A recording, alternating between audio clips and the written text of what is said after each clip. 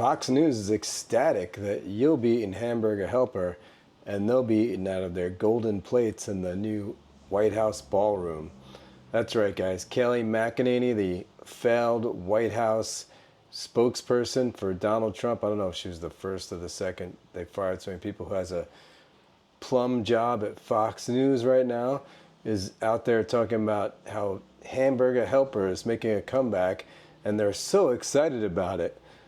But I bet the people who are eating the Hamburger Helper aren't that excited about it, because they're not eating Hamburger Helper because they love it. They're eating it because they can't afford regular hamburger meat anymore to make burgers on the grill. They got to add Hamburger Helper to it, or Tuna Helper, or whatever, just to get by, because the economy under Donald Trump is so horrific that the average American cannot get by on their stagnant salaries while everything else in the economy goes sky high in price. Thanks again for watching the Spin Cycle, guys. Welcome back. Go ahead and like and subscribe, and let's get to it and check out this video from the completely out-of-touch millionaires at Fox News. But not least, one trend and true brand is making a big comeback as consumers tighten their wallets. And here it is, Hamburger Helper.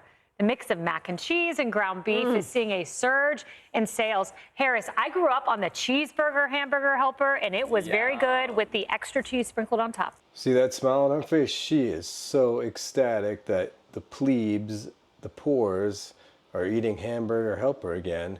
She's probably going to invest in Hamburger Helper stock. Look, it's up 14.5%. This administration and their cohorts, their talking heads, are so out of touch with the American population.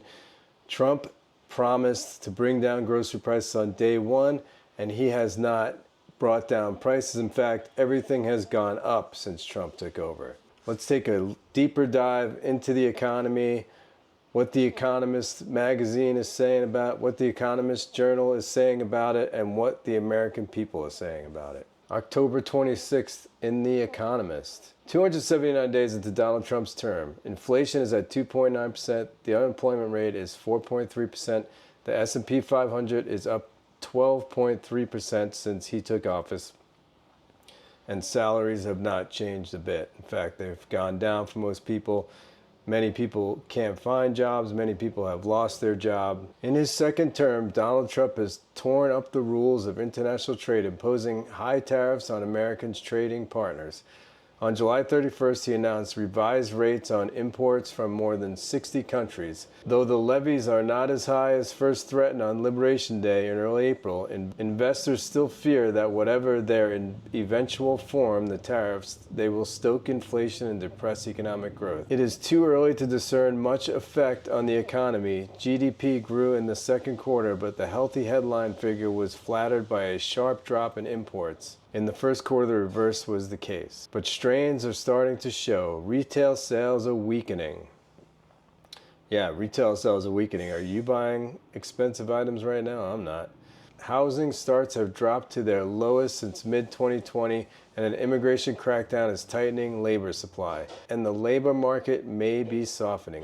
America added just 73,000 jobs in July, far below economists' expectations. And here's a quick graph of the stock market, which is just doing just fine, but how many Americans actually have stocks? Since Mr. Trump's victory, share prices have had a turbulent time. At first, investors cheered his return, but the stock market fell sharply after the announcement of Liberation Day tariffs on April 2nd. The partial reversal of those levies has since helped prices recover to just above where they were on Election Day. So basically, the stock market's doing the same as it did under Biden, really. Exchange rates, US dollar trade weighted exchange rate. So the US dollar is losing, which is good for exporters and good for billionaires, so they could buy stuff cheap, but the dollar losing value is bad for anybody who has a savings account. The greenback has depreciated sharply since March, owing to fears about the impact of tariffs on economic growth. Mr. Trump's Liberation Day announcement in April sent it down further still before it recovered slightly towards the end of the month. Since mid-May, the dollar has continued to slide, partly due to rumors that Mr. Trump could name, ahead of schedule, a new chair of the Federal Reserve who favors lower interest rates. But artificially lowering interest rates will only hurt the economy, and even worse, it hurts the world's trust in the American economy, the world's faith in the American economy. If they think that somebody's in power that's just going to change rates and change things to please the president to make the economy look good while he's in office, then that weakens the whole U.S. economy all over the world. U.S. 10-year government bond yield percentage. So that's the bond market. The yield on 10-year Treasury bonds has fluctuated since Mr. Trump's election win. It rose after polling day but fell from mid-January as investors anticipated looser monetary policy. Yields then climbed sharply amid growing concerns over the president's fiscal plan. They have since dipped slightly. Cryptocurrencies, if any of you have any money in cryptocurrencies, I have a little bit, and I'm going to do more videos on crypto, but crypto has taken a dive in the last couple weeks since the 100% tariff news on China. So they dived, and they've been trying to get back up, but they're not even close to what they were. And also, as a side note, somebody got inside information from Trump and made a couple $100 million. Some people think it was Barron Trump or Eric Trump, but they made a couple $100 million shorting the crypto market right before his announcement of the 100% tariffs, and then right before he announced that he was taking the tariffs back, like 30 minutes before. It's complicated. There's videos out there on it. Maybe I'll try and link one here on from CoffeeZilla, but it's a complicated situation. But somebody had insider knowledge, shorted the crypto market, made a couple $100 million. I'm sure it was one of Trump's cronies. If one asset class was poised to outperform during the second Trump administration, it was cryptocurrencies. Mr. Trump had pledged to make America the Bitcoin superpower of the world and the crypto capital of the planet. In March, the White House established a strategic Bitcoin reserve, but there were few immediate signs of a boost. Bitcoin prices fell after Mr. Trump's tariff announcement in April. Since then, momentum has picked up. A trade truce with China on May 12th sent Bitcoin to a record high. It remains above its level when Mr. Trump took office. That's true, but it's way below what it was peaking at. Now, inflation. So this is the inflation line, but the one thing you want to notice here is this is the pandemic, so you can't really count that. And then this is the pandemic, the Biden administration, after they pumped all that money into the economy, which when you pump money into the economy, when you print money, it causes inflation, and that's the inflation. And then it went down through Biden all the way to 2023, 2024. Trump takes office, and inflation's on its way back up again. In the first few months of Mr. Trump's second term, inflation moved tantalizingly close to the Federal Reserve's target of 2%. But businesses have begun to pass on the costs of tariffs to consumers. Like, businesses are no longer absorbing the costs of tariffs. That's why everything's going up in price. The annual inflation rate was 2.9% in August, up from 2.7% in July, with some firms now paying average import duties of around 10%. So inflation's on its way up. It's about 3% now. The government wants inflation to be 2% before they want to lower, or the Federal Reserve, before they want to lower interest rates. Consumer sentiment. Consumer confidence plunged when Mr. Trump took office. It rebounded in June and July, then slid again in August and worsened in September. Americans are starting to feel the pinch from the tariff war. They also worry about losing their jobs if their employers' costs rise. Unsurprisingly, the gloom is deepest among Democrats. And let's see, GDP is the next graph. Looks like GDP is going up under Trump, but not to where it was under Biden or even Trump 1. GDP grew at an annualized rate of 3% in the second quarter after shrinking by 0.5% in the first. The earlier decline reflected a surge in imports as firms rushed to beat Donald Trump's tariffs. Yeah, everybody was buying everything they can from overseas before the tariffs hit, so that artificially inflated the economy and GDP. The earlier decline reflected a surge in imports. In theory, such imports should lift consumption and inventories, offsetting the drag on GDP.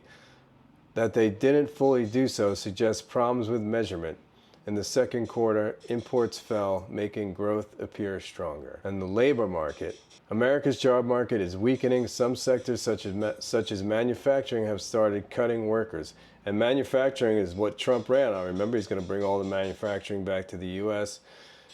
He keeps saying, we're building the factories, it's going to happen. He thinks Americans are stupid, but manufacturing have started cutting workers. In August, the economy overall added just 22,000 jobs. That's really low. Forecasters expected around 75,000 new jobs, about the same as in July. Last month's data contained a similar nasty surprise, and several previous months of strong data were revised down. The unemployment rate at 4.3% remains low. Okay, guys, so that's the economy in a nutshell. And some of those metrics sound good, some of them sound not so good, some are artificial, some of them are pumped up by, AI. AI is the biggest, and AI data centers are the biggest investment right now in the stock market. That's what's artificially pumped up the stock market. If it wasn't for that, we'd be in a recession. Not for all the money being pumped into AI and data centers, we would be in a recession right now by the numbers. Okay, let's take a look at what average people are saying about the economy. Former MAGA supporters reveal what finally made them dump Trump. The country and the global financial market is reeling from a week of whiplash tariff policy changes from the White House. On Wednesday, President Donald Trump announced on social media that he's issuing a 90-day pause on reciprocal tariffs to most nations while raising U.S. tariff charges on China to 125%. The move comes after Trump initially announced his Liberation Day tariffs on April 2nd, sending the stock market into a downward spiral. MAGA supporters shake in a poll. Reuters and Ipsos found that nearly 25% of Republicans opposed Trump's tariff, which the president said were meant to restore U.S. manufacturing to its glory days. This is not what we voted for, said hedge fund billionaire and vocal Trump supporter Bill Ackman on X over the weekend, echoing the sentiments of many rattled Trump supporters. While tariffs have long been cornerstones of Trump's economic policy, the market, and everybody's like, oh, the tariffs, like he didn't say 1,000 times before the election that he was going to raise the tariffs or he was going to start a tariff war.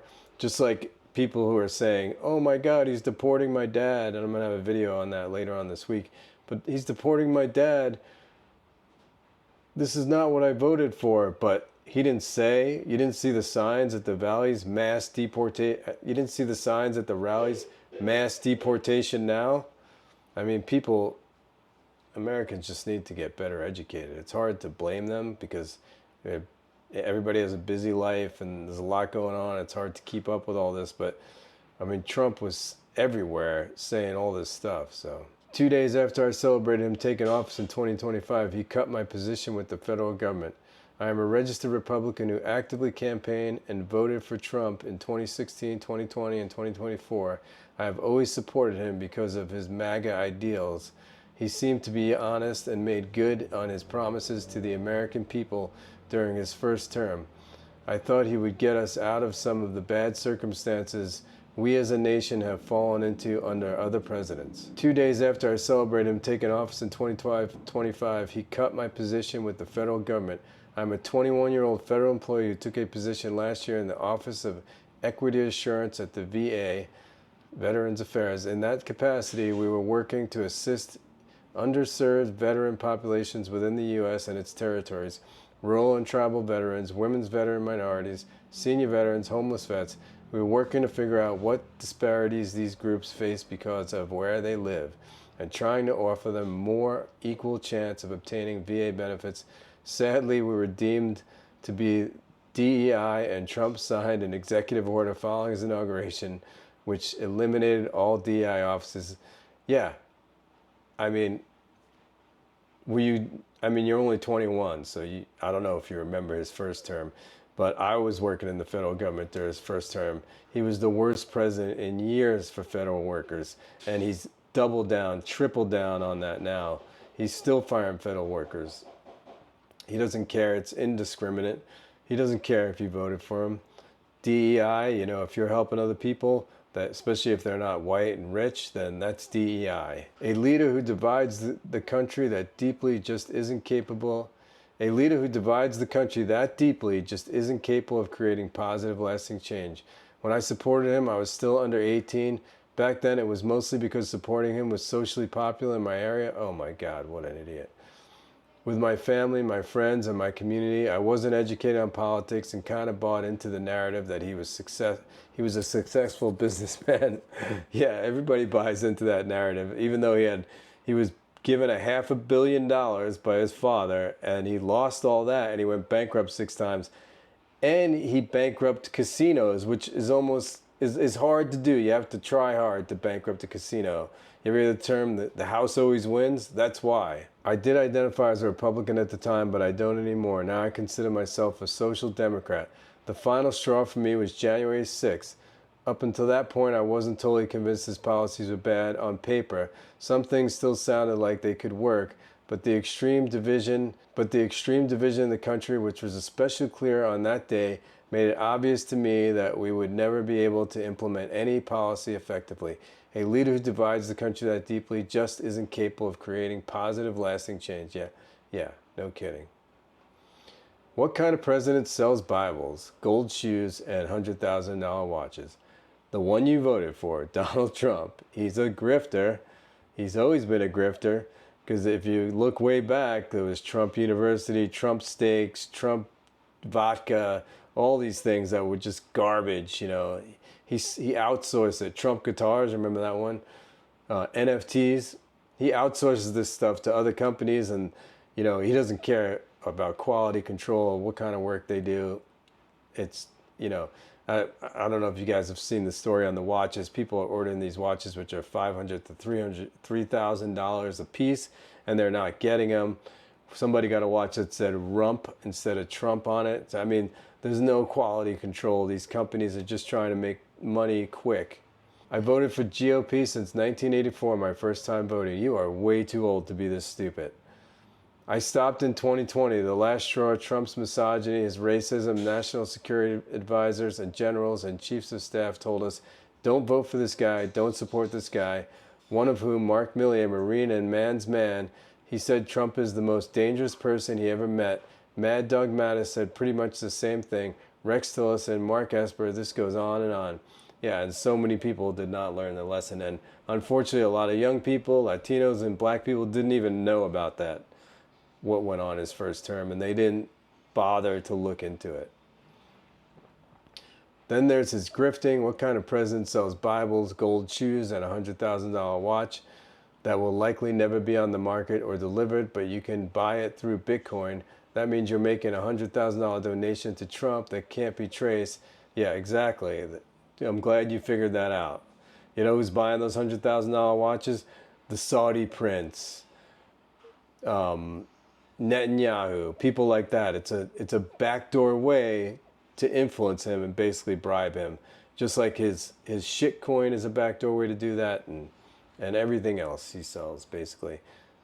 And that's, then the smaller stuff is just a grift, is the stupid MAGA people who will buy anything that says Trump, and they think it's going to be worth money someday, like the NFTs, which totally shit the bed, and people lost tons of money in those. I cannot, in good conscience, cast a vote for someone who infringes on the Constitution.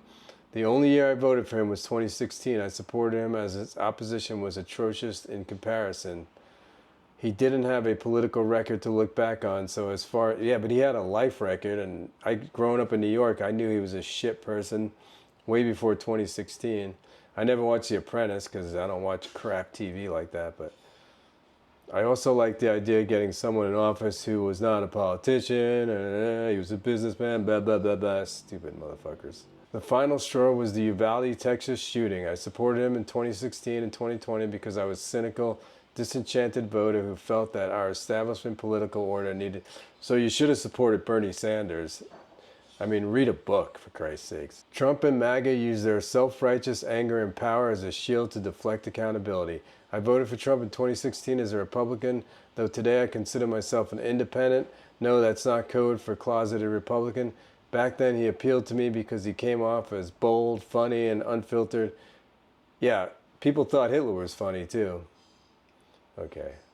Same trash, same stupid people. My vote went ultimately to what feels like a South African chainsaw artist. I'm a former journalist. My views are pretty mixed. I have strong views that reflect both Republican and Democratic leanings, yet there is no major party for that.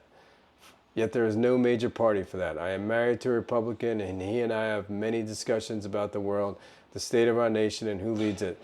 I think this election I chose Trump because I did not feel Kamala was ready. I think it was a job she would have had to grow into and how. But Trump was ready. Trump, the failed businessman. Kamala Harris, who was Attorney General before being a senator for the state of California, the biggest state, one of the biggest states in our country, the fifth biggest economy in the world.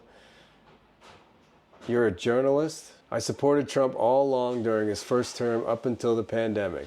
I voted for Trump in the 2016 election. At the time, I was a Republican and diehard Trump supporter who was very active online and interpersonally promoting his ideas and platform. I supported Trump all along during his first term up until the pandemic.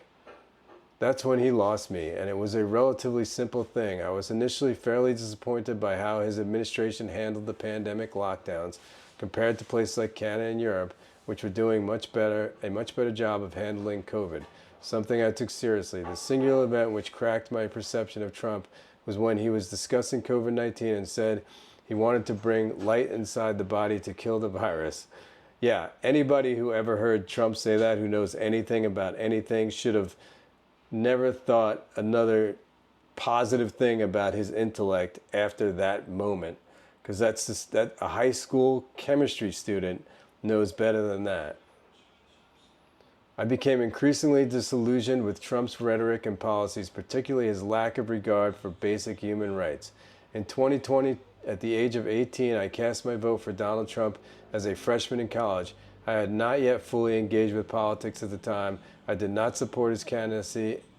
I did support his candidacy and hoped for a president who would advocate for universal health care.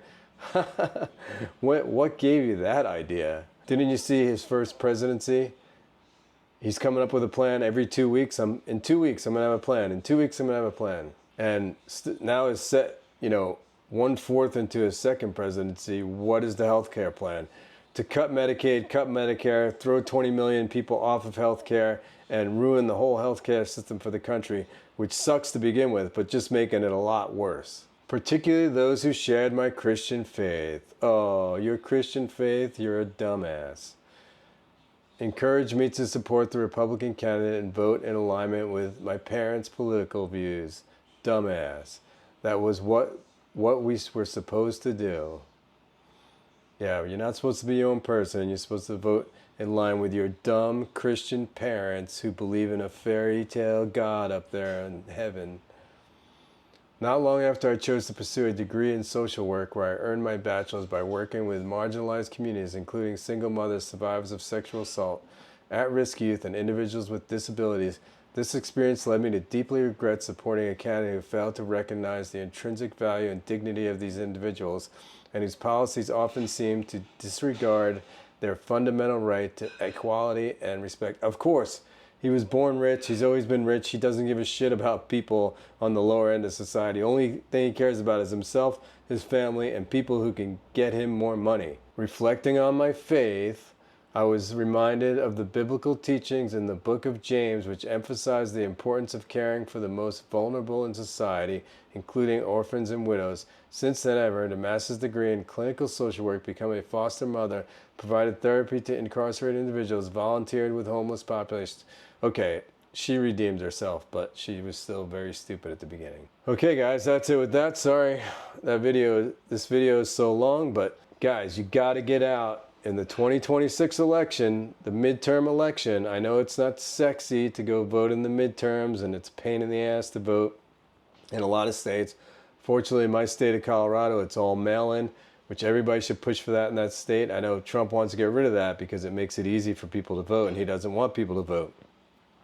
The less people that vote, the better the Republicans do. I don't know why people don't understand that basic concept. But you need to get out. Gen Z, millennials, Gen X, and even you left-wing boomers, you need to get out there and vote. Don't let anything stop you, because they're rigging the election, they're gerrymandering it, so we have to overwhelm the ballot box to win and take control of the House. And if we could take control of the Senate, then we could impeach Trump, get rid of him, and save our democracy, save our republic from an oligarch takeover. Like I always say, guys, it's not red against blue.